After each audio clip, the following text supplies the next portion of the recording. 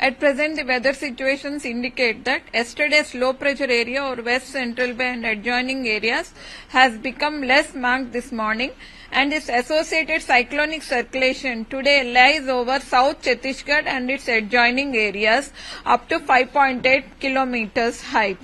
Under its influence, Telangana is likely to have light to moderate rain over many places today and tomorrow over few places, and heavy rainfall at one or two places today over northern districts and northeast districts and some parts of Janagaon, Kamareddy, Siddipet, Warangal, Adilabad, Asifabad, Nirmal, Nizamabad, Jagityal, Manchiryal and adjoining areas. Tomorrow,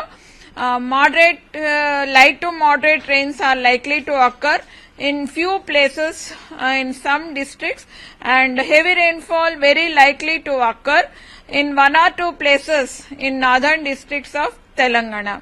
Hyderabad city is very likely to have today light to moderate rains over few places. Intermittently, light and moderate rains are likely to occur, and tomorrow light rains are likely to occur at one or two places in some parts of the city.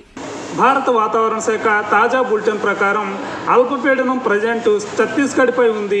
ఈ ఛత్తీస్గఢ్ పై నుంచి ఇది అటువైపుగా కొంచెం పశ్చిమం వైపుగా కదులుతూ ఉంది. అయితే దీనివల్ల గాలిలో భారీగా కదలికలు ఉంది. ఈ వారం అంతా కూడా తెలుగు రాష్ట్రాల్లో ఒక మోస్తరు వర్షాలు కురుస్తాయని భారత వాతావరణ శాఖ తెలిపింది. ప్రజెంట్ ఈరోజు తెలంగాణలో అక్కడక్కడ భారీ వర్షాలు కురుస్తాయని కూడా చెప్పింది. మనకు శాటిలైట్ అంచనాలను కనుక గమనిస్తే ఇవాళ తెలుగు రాష్ట్రాల్లో తేలికపాటి నుంచి మోస్తరు వర్షాలు అక్కడక్కడ కురిసే అవకాశం కనిపిస్తోంది.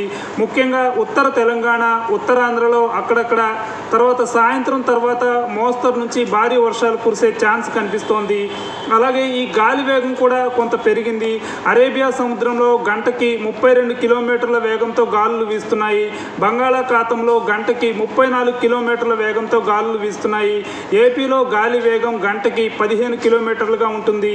తెలంగాణలో కూడా 15 కిలోమీటర్లుగా ఉంటుంది.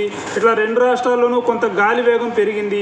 ఉష్ణోగ్రత చూస్తే కొంత తగ్గింది. తెలంగాణలో మ్యాక్సిమం 33 డిగ్రీల సెల్సియస్ మాత్రమే ఉంటుంది. ఏపీలో కూడా 34 డిగ్రీల సెల్సియస్ మాత్రమే ఉంటుంది. ఇవాళ రోజంతా కూడా తెలుగు రాష్ట్రాలపై మేఘాలు వస్తూ పోతూ ఉంటాయి. కొంత వేడి తగ్గినట్లుగానే అనుకోవచ్చు.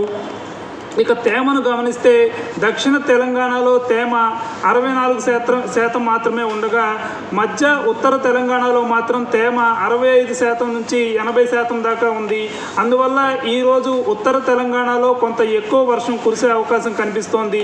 ఏపీలో చూస్తే ఉత్తరాంధ్రలో తేమ 80%కి పైగా ఉంది. కోస్తాంధ్రలో 60 నుంచి 70% దాకా ఉంది. ఈ రెండు ప్రాంతాల్లో మోస్తరు నుంచి భారీ వర్షాలు కురిసే అవకాశం ఉంది.